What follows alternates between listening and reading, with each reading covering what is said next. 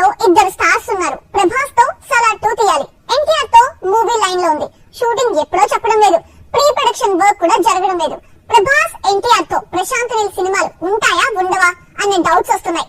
తెర వెనుక ఏం జరుగుతుంది అసలు? ఎన్టీఆర్ ప్రశాంత్ నీల్ కాంబినేషన్ అనౌన్స్ చేసి 2 ఏళ్లు దాటింది. సలార్ పూర్తయితే ఎన్టీఆర్ ను డైరెక్ట్ చేస్తారని ఇంతకాలం చెప్పారు. ఇంతలో సలార్ 2 తెరపైకి వచ్చింది.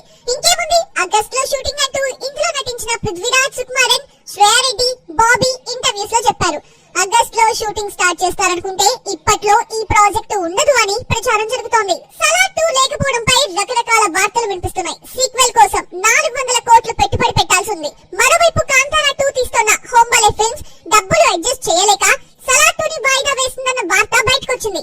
సలార్ 2 క్యాన్సిల్ కావడంతో ప్రభాస్ సీతారామన్ తీసిన హను రాఘవపూడికి డేట్స్ ఇచ్చేశాడు. సలార్ 2 లేకపోయినా ఎన్టీఆర్ మూవీ ఉంటుందనుకుంటే ఈ సినిమాకు సంబంధించిన అప్డేట్ ఏమీ రావడం లేదు.